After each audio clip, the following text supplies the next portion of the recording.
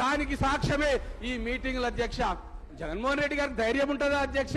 కృష్ణానదిలో Rayalaseema lift irrigation చేసి 9 టీఎంసీలు తీసుకుపోయే ధైర్యం ఉన్న మగాడు అసలు జగన్మోహన్ రెడ్డి గారు.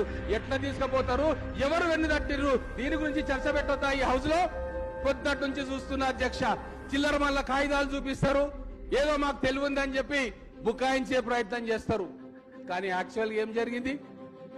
మీ ఆశలకు ఆకాంక్షలకు మమ్మల్ని బలిపెట్టిర్రు. ఫ్లోరైడ్ అని చెప్పి నల్లగొండ జిల్లా ప్రజలను మభ్యపెట్టిర్రు, ఖమ్మం జిల్లా ప్రజలను మభ్యపెట్టిర్రు, మా పాలమూరు జిల్లాను మభ్యపెట్టిర్రు. ఈ రోజు కథలు చెప్తున్నారు ఈ అసెంబ్లీలో. దీన్ని అడ్డుకోవడానికి పొద్దుటి నుంచి అడుగుతా ఉన్నా, నాకు 5 నిమిషాల అవకాశం ఇవ్వని. ఎక్కువ మాట్లాడాల్సిన అవసరం లేదు అధ్యక్ష. ఒక వ్యక్తి తను రాజకీయంగా ఎదగడం కోసం ఆ రోజు తెలంగాణ బిడ్డలను బలిపెడితే మళ్ళీ ముఖ్యమంత్రి అయిన తర్వాత తను ప్రధానమంత్రి కావాలి, దేశంలో చక్రం తిప్పాలని చెప్పి గుణాత్మకమైన మార్పు కావాలి, అది కావాలి.